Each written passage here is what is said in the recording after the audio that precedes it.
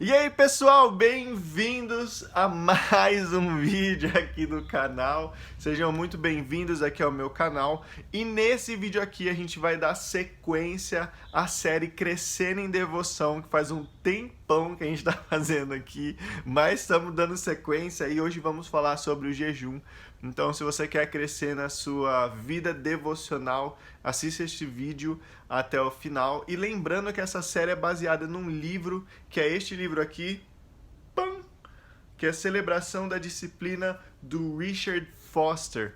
E vamos falar hoje sobre a parte onde ele fala sobre jejum, que é uma das disciplinas interiores, né? E ele fala no livro dele que o jejum não é só negligenciado pela igreja nos nossos dias, mas também desde a Idade Média. O Richard Foster, quando ele estava fazendo as pesquisas de materiais, livros sobre jejum, livros cristãos, né? Ele disse que ele encontrou uma lacuna, um intervalo de tempo em que não foi escritos livros sobre jejum. E foi de 1861 até 1954.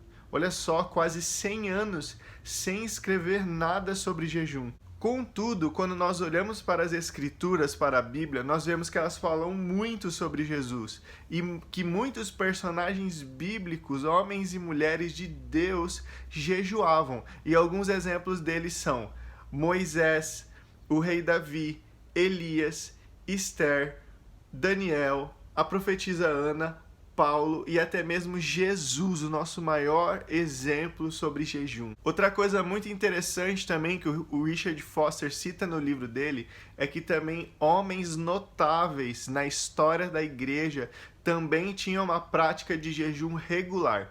E alguns exemplos são Martinho Lutero, João Calvino, John Knox, John Wesley, Jonathan Edwards, David Bramer e Charles Finney. Todos esses tinham uma vida regular de jejum inclusa dentro das suas vidas devocionais a Deus. Outra coisa legal que nós vemos é que não só princípios judaico-cristãos dão valor e estima à prática do jejum, mas também outras religiões e até mesmo outras pessoas importantes para a história que não se consideravam religiosos, praticavam e estimavam altamente a prática do jejum. E alguns exemplos deles é Platão, Sócrates, Aristóteles e até mesmo Hipócrates, que foi o pai da medicina moderna. Muito interessante, né? Mas aí uma pergunta se levanta para nós: o que é jejum segundo a Bíblia? O que é o jejum na Bíblia? Bem, quando olhamos para a Bíblia e vemos o que ela fala sobre jejum, a gente descobre duas coisas que não são jejum. Primeiro, a gente descobre que jejum é diferente de greve de fome, porque o propósito de uma greve de fome é sempre obter poder político ou chamar atenção para alguma causa que seja até mesmo lícita. A segunda coisa que vemos é que jejum ele é diferente de dieta. Jejum, segundo a Bíblia, não é dieta. A dieta ela serve para um prol benéfico para a nossa saúde. Porém, o jejum, segundo a Bíblia, ele sempre deve ter em seu centro uma motivação espiritual. Olhando para a Bíblia, outra coisa que nós descobrimos é que de maneira geral e natural de se jejuar é se abster de comida sólida e líquida, menos de água. Então esse negócio aí de jejuar Facebook, Instagram, essas coisas assim, tipo, não tá na Bíblia. Então pensa direito aí. Outra coisa que a gente descobre olhando para a Bíblia são alguns tipos de jejum, né? E um deles é o jejum parcial, em que a gente vê quando Daniel ele jejuou por 3 semanas não comendo nada saboroso, como ele disse. Ele não comeu carne e nem tomou vinho. Então ele se absteu de algumas coisas só. Então era algo parcial, parcialmente em jejum. Outro tipo de jejum que a gente vê é o jejum absoluto, aquele que você não come nem comida nem água, que foi no caso de Esther, quando ela precisou de uma intervenção de Deus em prol do povo de Israel e ela pediu para que todo mundo jejuasse, inclusive os animais. Paulo também jejuou absolutamente depois que ele teve um encontro com o Senhor Jesus. E o terceiro tipo de jejum que a gente encontra na Bíblia é o jejum coletivo, que nos exemplos aqui a gente tem o dia da expiação, né, que Deus instituiu para que todo o povo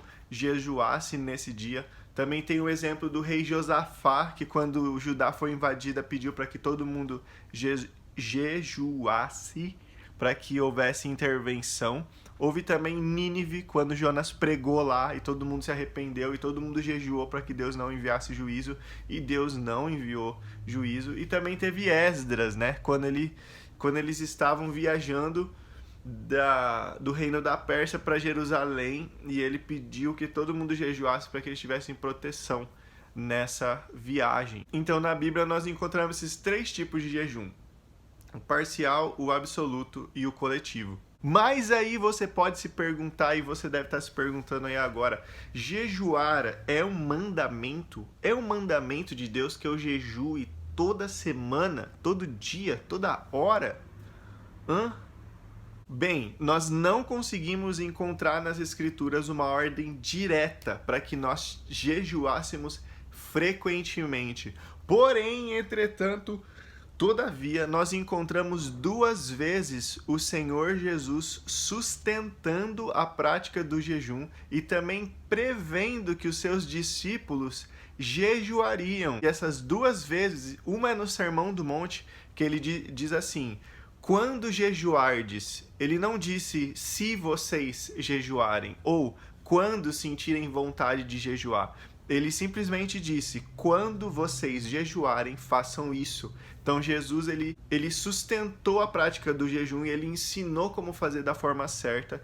E na fala de Jesus a gente percebe que ele previa que os seus discípulos no futuro iriam jejuar. E a segunda hora que Jesus fala isso, sustenta e também ensina a respeito disso, foi quando os discípulos de João Batista chegaram para ele e perguntaram assim: viu, Jesus, por que seus discípulos não jejuam? A gente está jejuando, mas eles não jejuam. Por quê? E ele fala assim: por que eles vão jejuar se o noivo está com eles? Haverá um dia em que o noivo será tirado, então jejuarão. Então Jesus aqui, mais uma vez, ele prevê que seus discípulos jejuariam depois da sua ascensão, né? Então nós não temos um mandamento, uma ordem clara para que houvesse jejuns frequentes. Porém, para todos aqueles que desejam uma vida mais íntima com Deus, essas palavras de Jesus não se tornam um fardo, mas um convite à prática de jejum frequente em nossas vidas. E para finalizar o vídeo por aqui, a gente deve se perguntar agora, então, qual que é o propósito do jejum? Qual deve ser o alvo de se jejuar? Se é algo que está no desejo do coração de Jesus que a gente jejuasse e é algo bíblico, qual que é o propósito? Qual é o alvo que nós devemos ter para Jesus? Para jejuar.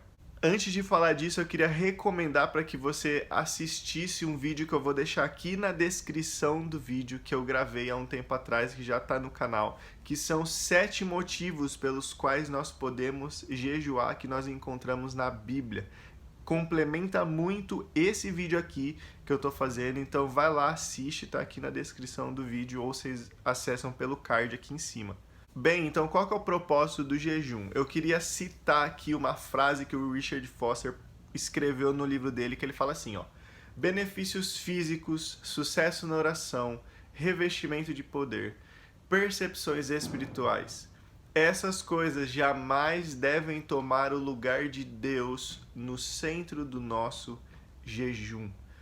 E esse, pessoal, deve ser o nosso alvo. Nosso alvo é sempre jejuar, como a profetisa Ana fazia. Ela jejuava adorando a Deus. A adoração dela era jejuar ao Senhor.